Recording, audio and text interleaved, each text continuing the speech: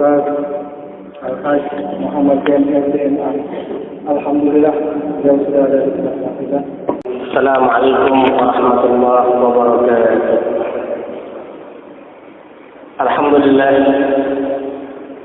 Alhamdulillahilladzi amarna bi'islahi ma'ishatina dinil sa'ada wa ridha.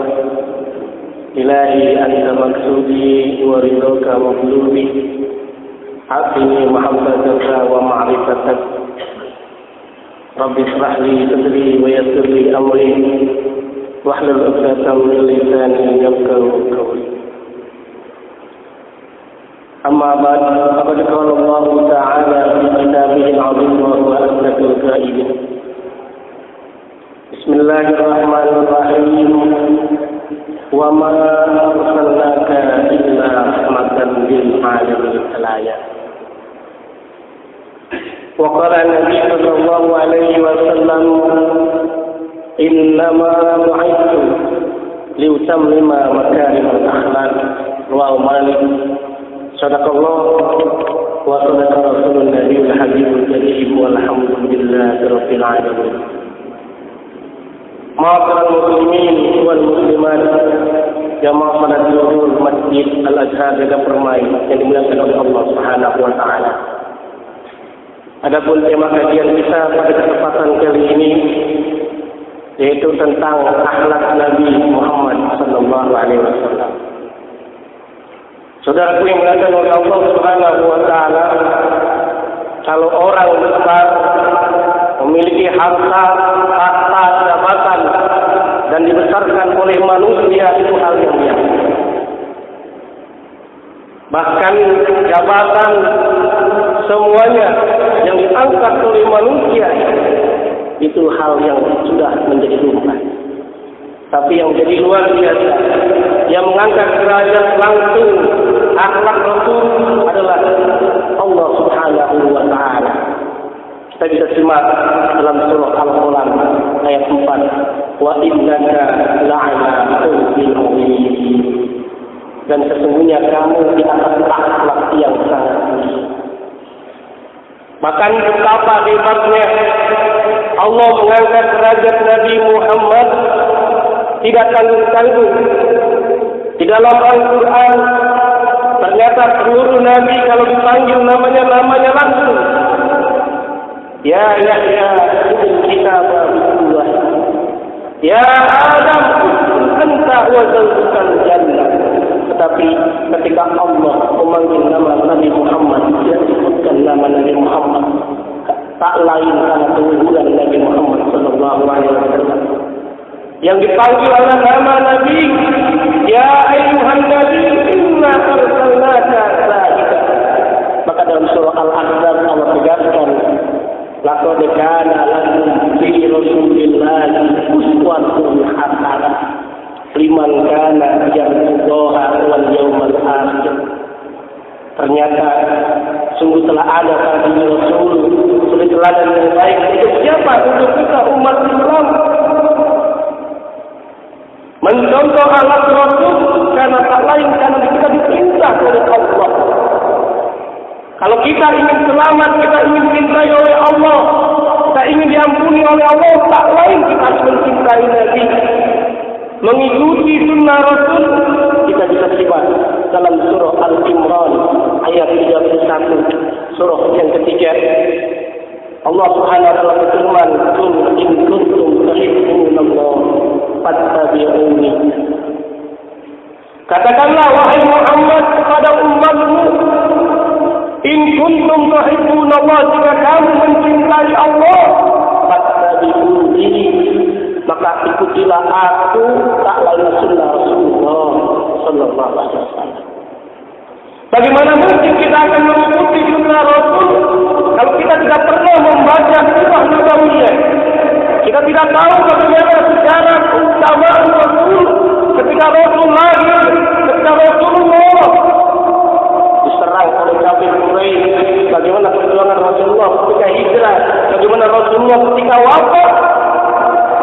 Betapa dahsyat keutamaan kemuliaan Rasulullah sallallahu alaihi wasallam. Kalau kita menyebut nama para nabi, para manggil nama RT, kita manggil nama pejabat, memanggil semuanya, kita mendapatkan pahala. Tapi kalau kita memanggil nama Nabi besar Muhammad, maka akan dapat cucuran rahmat dari Allah Subhanahu wa taala. Maka ini sangat dianjurkan oleh Allah, ya ayyuhalladzina amanu shallu alaihi wa sallimu taslima. Bagaimana memanggil Nabi? Kita membaca selawat kepada Rasul. Barang siapa membaca selawat kepada Rasul, man shalla alaiya wahidah. Barang siapa membaca selawat kepada Rasul sallallahu alaihi wasallam, akan dilipat gandakan oleh Allah 10 kali lipat. Tidak ada saudara di dunia ini kita manggil sesuatu itu berpahala kecuali Nabi besar Muhammad sallallahu alaihi wasallam. Masuk bulan Rabiul Awal, ada yang perlu kita ingat saudara. Ternyata bulan Rabiul Awal tidak hanya peristiwa kelahiran seorang nabi, pemimpin dunia, pemimpin agama, pemimpin negara. Tak lain tak bukan ada peristiwa yang telah disebutkan, ada 3 setidaknya peristiwa besar, yaitu bagaimana kelahiran Rasul, yang kedua tentang hijrahnya Rasul, yang ketiga tentang wafatnya Rasulullah sallallahu alaihi wasallam. Kenapa kita harus mempelajari tentang kelahiran Rasul? Ternyata saudara, kalau kita belajar tentang sejarah Nabi, banyak keutamaan mukjizat Rasulullah sallallahu alaihi wasallam. Maka dalam hadis itu dijelaskan, sekiranya tidak karena Nabi Muhammad, tidak Allah ciptakan ini alam semesta. Laulaka ma khalaqtul ardh. Saudara dimuliakan oleh Allah Subhanahu wa taala. Keluhuran Nabi Muhammad tidak hanya diagung-agungkan oleh orang muslim, tetapi juga oleh orang non-muslim. Kita bisa lihat dalam bukunya Robert Andela, dalam bukunya Beyond Belief, dia menegaskan Rasulullah adalah pemimpin negara, Rasulullah adalah pemimpin agama yang menanamkan jiwa kebersamaan, hak dan kewajiban bagi warga negara. Ketika Rasulullah sebagai presiden, Rasulullah mengayomi masyarakat mereka non-muslim, baik Yahudi maupun Nasrani. Michael Hart pun orang Amerika non-muslim, ketika menulis buku 100 tahun yang berpengaruh di dunia, pun meletakkan Muslim Nabi Muhammad urutan pertama.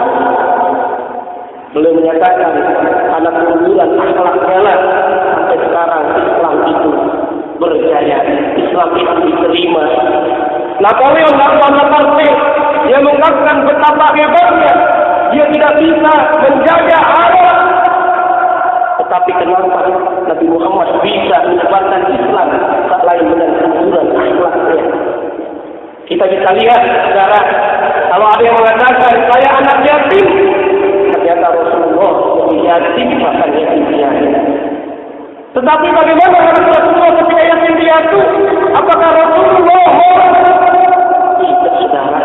Rasulullah bekerja, Rasulullah membantu pamannya, Rasulullah mengangon kambing dan mendapatkan upah dari hasil kambing.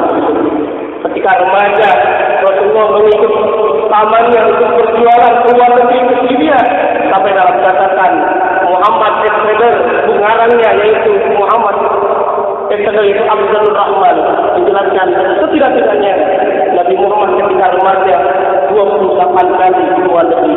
Kalau kita bagaimana saudara? Seringkah kita keluar negeri? Nabi Muhammad masih muda remaja keluar negeri. Bagaimana belajar dagang, belajar bisnis? Makanya sekarang menarik Rasulullah berbisnis tanpa modal. Diberikan modal oleh Siti Khadijah. Karena kenapa? Ada akhlak yang ditanamkan oleh Rasulullah, yaitu kejujuran, al-amin, sehingga Rasulullah terpercaya tidak hanya orang muslim, tetapi juga non-muslim. Ketika Rasulullah mendapatkan modal, Rasulullah juga menerapkan akhlaknya dengan sistem bagi hasil, dengan Siti Khadijah, dengan dikembangkan sekarang istilah modal, dengan sistem bagi hasil atau dalam bahasa lainnya itu PLF, profit and loss sharing, kalau untung dibagi, kalau rugi dibagi.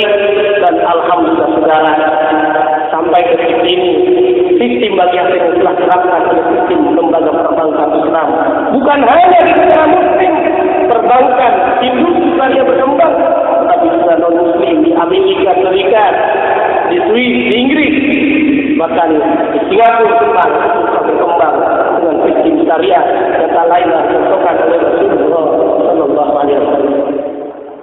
Kalau ada yang menyangkakan saudara, saya orang kaya, Rasulullah juga orang kaya. Apa buktinya?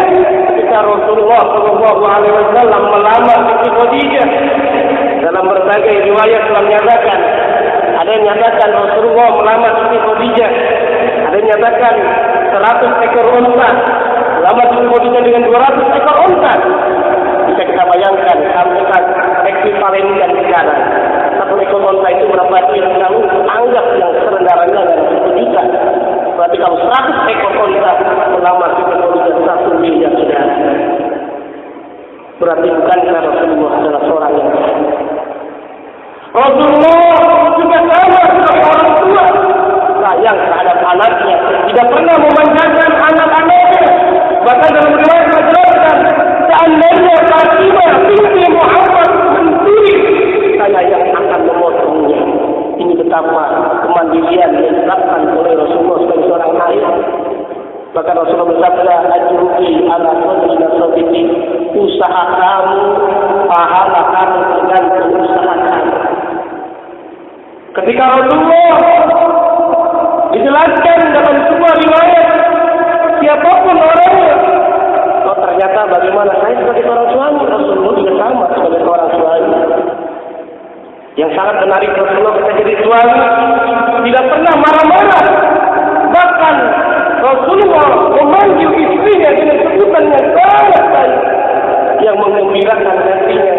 Karena istrinya mukanya merah-merah, maka dipanggil istrinya, ya Umairah, wahai yang kemerah-merahan.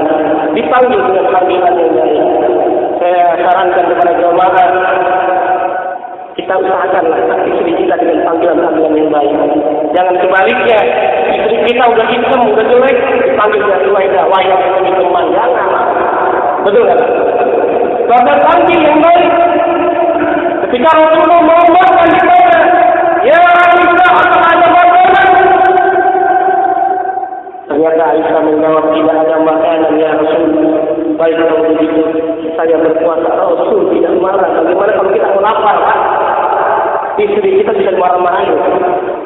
Bahkan pernah suatu ketika Rasulullah setelah sholat karena kemalaman, dia pulang dan mengetuk pintu. Assalamualaikum ya Aisyah. 3 kali tidak dibuka pintu.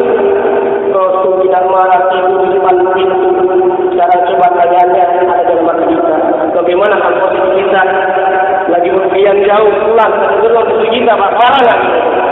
Bukan marah lagi, batu melempar gitu ya. Inilah kemudian Rasulullah SAW. Demikian hanya bagaimana Rasulullah sebagai seorang kafir yang luar biasa mengayomi istrinya. Dalam riwayat itu telah dijelaskan bagaimana Rasulullah ketika sholat, waktu sujud, Hasan dan Husain naik ke punggungnya, saudara, ke punggungnya kakeknya, itu Nabi Muhammad. Ternyata Nabi Muhammad sujudnya lama sekali sampai menunggu cucunya itu turun. Mengapa demikian? Karena kalau seandainya Rasulullah membangun anak cucunya itu, Hasan dan Husain akan diatur. Betapa mulianya akhlak Rasulullah SAW. Demikian halnya dengan orang non-Muslim, orang yang benci kepada Nabi Muhammad. Ketika Nabi Muhammad bangun sholat, sholat subuh, ada orang yang benci kepadanya, meludahinya, melempari dengan kotoran, dengan noda, dengan bangkai. Rasulullah tidak marah. Coba kalau kita bayangkan, kalau kita posisinya Rasulullah pasti marah itu. Jangankan sendal berarti batu bukan melempar. Ketinggian akhlak Rasulullah SAW sangat luar biasa terjadi saudara. Sampai-sampai ketika berbulan-bulan dia tidak melempar lagi, ini tidak melempar lagi. Orang yang benci kepada Rasul bertanya, kemana orang yang bisa melempar saya? Ternyata sakit. Ketika ditunjukkanlah kealasan Rasulullah SAW mendekati Rasul. Sampai-sampai dia berkata, ya Rasul, tidak ada saudaraku yang rumahnya dekat menjenguk kecuali engkau ya Rasul. Oleh karena itu saya masuk Islam. Saksikanlah wahai Rasul, alhamdulillah la ilaha illallah wa asyhadu anna Muhammadar Rasulullah. Kalau kita sebagai pejabat, Rasul juga sebagai pejabat pemimpin bayangkan, kita bisa baca dalam kitab Al-Barjani, Rasulullah pakaiannya compang-camping, Rasul menjahit sendiri, batu sendalnya besar pisau sendiri. Padahal bisa saja Rasulullah memperoleh harta yang luar biasa. Kalau ada mengatakan saya abri, saya TNI, Rasulullah bersama, Rasulullah jenderal yang sangat luar biasa. Jenderal yang pernah Rasulullah ketika perang di belakang dan biasa di belakang. Bahkan ketika kekurangan air, Rasulullah bilang minum, tetapi diberikan kepada masyarakatnya, kepada rakyatnya dulu, pada pasukannya dulu. Kalau sudah selesai, Rasulullah meminum betapa dasarnya. Keluhuran mulia akhlak Rasulullah SAW sampai sahabat Sa'ad bin Hisham bertanya kepada Sayyidatuna Aisyah, bagaimana terjelaskan dalam kitab Ibnu Katsir. Sa'ad bin Hisham bertanya, ya Aisyah, bagaimana akhlak Rasulullah? Aisyah menjawab, karena Al-Quran. Akhlaknya Rasulullah adalah Al-Quran. Ada simbol yang ingin disampaikan. Hendaklah kita ketika masuk di bulan Rabiul Awal ini, kita perdalam ilmu agama. Kita perdalam mempelajari Al-Quran. Karena kenapa saudara? Betapa banyaknya orang sekarang yang lebih asik nonton TV dibanding baca Al-Quran. Mereka lebih tertarik nonton Masjid Al-Musyawarah dibanding dengan membaca Al-Quran. Maka baca Al-Quran akan sangat luar biasa saudara. Kadang-kadang ada anaknya bertanya, Ustaz, kenapa akhlaknya Nabi Muhammad adalah Al-Quran? Ini pun sama yang ditanya oleh saat Ustaz kepada Sayyidatina Aisyah. Bagaimana mungkin kalian tahu akhlak Rasulullah Al-Quran? Dalam Al-Quran banyak yang membuat ada al-aqidah, ada muamalah, ada sejarah, ada sains dan teknologi yang mana yang saya bisa belajarkan akhlak Rasulullah. Aisyah menjawab, Iqra'ul Mu'minun, bacalah oleh kalian surah Al-Mu'minun dari ayat 1 sampai 9. Di situ tergambar kebiasaan akhlak Rasulullah Shallallahu Alaihi Wasallam. Yang pertama adalah akhlak kepada Sang Maha Pencipta, kepada Allah Subhanahu Wa Taala. Yang senantiasa hendaklah kita sholat dengan khusyuk dan menjaga sholat kita. Dalam surah Al-Mu'minun menerangkan, alladzina hum fi sholatihim khashi'un. Dan dalam akhir ayat 9-nya, walladzina hum 'anil lagwi mu'ridun. Inilah akhlak kita kepada Allah yang Maha Pencipta. Bagaimana akhlak Rasulullah terhadap alam sekitar, terhadap lingkungan, sangat luar biasa sekali saudara. Dalam ajaran Islam, kita tidak diperkenankan untuk buang hajat, baik besar maupun kecil di lubang-lubang. Karena boleh jadi di sana ada makhluk yang lain, entah itu namanya tikus, entah yang semut. Coba kalau kita buang hajat di sana, boleh jadi akan merugikan orang lain. Kita tidak tahu, semut lagi berkumpul, boleh jadi lagi rapat, ngurusin bagaimana menegakkan Islam. Saudara dimuliakan oleh Allah Subhanahu wa taala, inilah rahmatan lil alamin. Oleh karena kenapa Allah mengutus Nabi Muhammad wa arsalnaka illa rahmatan lil alamin. Berikan rahmat bukan hanya orang muslim saja, non muslim juga sama, termasuk juga perbankan syariah. Sekarang tidak hanya orang muslim saja yang mereka mempraktikkan, tetapi juga non muslim mereka tertarik. Mengapa demikian? Karena Islam adalah memberikan rahmat bagi alam semesta ini. Bagaimana anak Rasulullah bersama manusia hendaknya memperhatikan, kita menghargai orang lain, melakukan perbuatan yang tidak sia-sia. Walladzina hum 'anil lagwi mu'ridun. Hendaklah kita tidak melakukan perbuatan sia-sia. Bahkan Rasulullah mengajarkan kepada kita memberikan manfaat. Sebaik manusia adalah manusia yang bermanfaat bagi orang lainnya. Sebaik manusia adalah yang mereka diberikan panjang usia dan mereka banyak amal ibadahnya, baik terhadap orang lain, baik terhadap anaknya, baik terhadap jamaahnya, terhadap karyawannya, terhadap perusahaannya dan sebagainya. Saudara dimuliakan oleh Allah Subhanahu wa taala. Oleh karena Rasulullah bersabda dalam riwayat At-Tirmidzi, min husni islamil mar'i tarkuhu ma la ya'nihi. Di antara baiknya keislaman seseorang adalah senantiasa menjauhkan dari perbuatan yang sia-sia, yang tidak bermanfaat.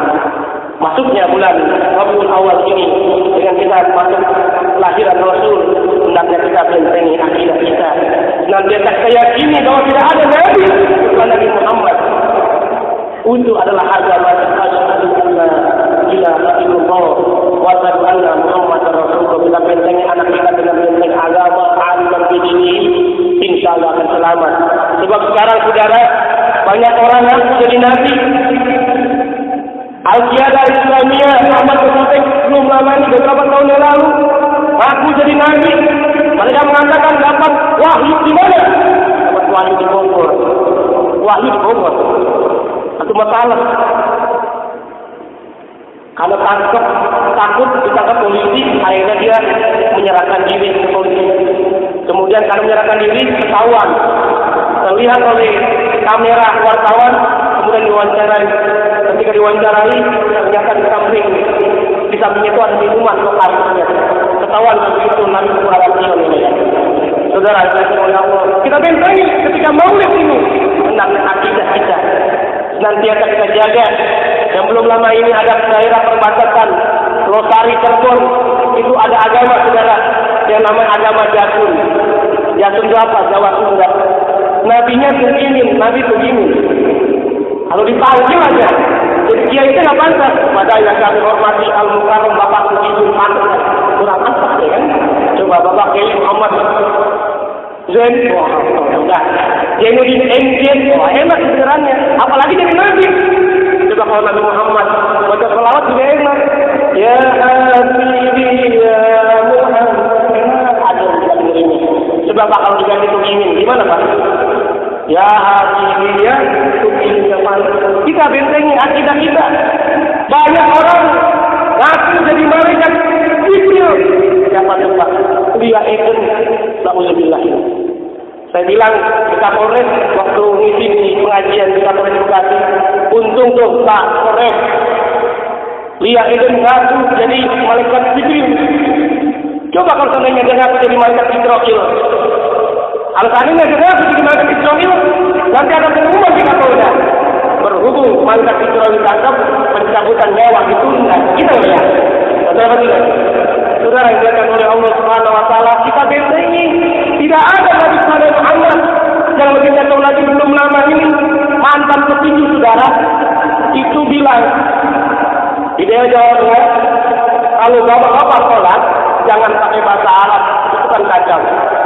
Kalau takbir di Indonesia berapa banyak ini bahasa orang pakai bahasa Jawa, pakai bahasa Betawi, kacau sholat kan. Nah, lagi waktu imam orang Betawi, Allah Akbar diganti Tuhan beribadah. Kan kacau. Di belakangnya orang Sunda, Tuhan dan Ageng itu nggak beribadah. Nah, orang imam bilang, kan mana? Kan kacau salatnya. Yang lebih kacau lagi saat membaca surah Al-Ikhlas. Baca surah Al-Ikhlas karena tidak boleh pakai bahasa Arab, pakai Indonesia saja. Imamnya baca, katakan Tuhan itu satu.